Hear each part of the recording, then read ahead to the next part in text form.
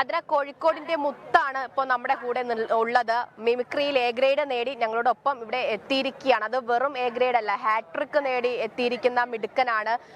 Short ഫിലിമുകളിലും അതുപോലെ തന്നെ ഫിലിമിലും ഒക്കെ അഭിനയിച്ചിട്ടുണ്ടല്ലേ? അഭിനയാണോ ഇഷ്ടം?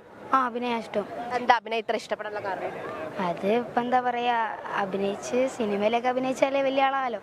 സിനിമയിലൊക്കെ അഭിനയിച്ച് വലിയ ആളാണല്ലോ, ഫേമസ് ആവല്ലേ? ഫേമസ് ആവാ.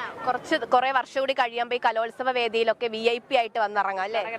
നാളിപ്പോ നമ്മുടെ ടൊവിനോ ഒക്കെ വരുന്ന പോലെ അതന്നെ പൊളിക്കണം. അപ്പൊ നമുക്ക് മിമിക്രി ഒന്ന് കണ്ടാലോ?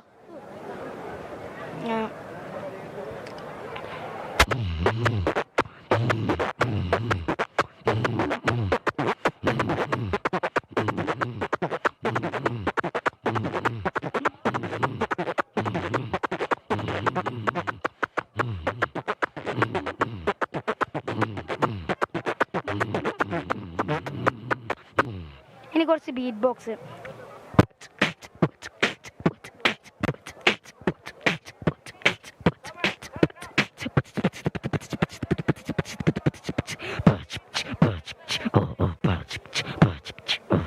നാഗപ്പാട്ട്. മതിലേരിക്കുന്നിലേ മണിനാഗക്കാവിലേ തിരുവാഴ്വ് നൽകണേ ദൈവത്താരേ.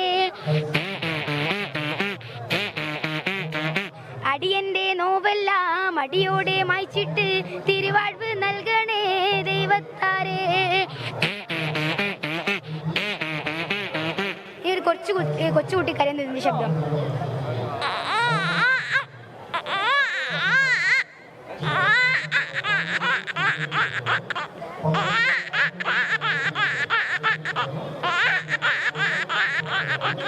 Football commentary Shaiju Damodar. ശ്വാസമടക്കി പിടിച്ചുകൊണ്ട് സോച്ചി ഫ്രീ കിക്ക്. റൊണാൾഡോ എടുക്കുന്നു ആ ഫ്രീ കിക്ക്. റൊണാൾഡോ, ഓ നിങ്ങൾ ഇത് കാണുക, why this man, it's genius. ഈ കുഞ്ഞിന്റെ ശബ്ദം കേട്ടപ്പോ രേണുക പറയാത് രേണുകയ്ക്കും പറ്റും. പണ്ടേ കുഞ്ഞിന്റെ ശബ്ദമൊക്കെ എടുത്ത് മിമിക്രിയിൽ വരാൻ വേണ്ടി ചെറിയ ഒരു ശ്രമം നടത്തിയതാണ്. രേണുകയുടെ മിമിക്രി ഒന്ന് കേട്ടാലോ?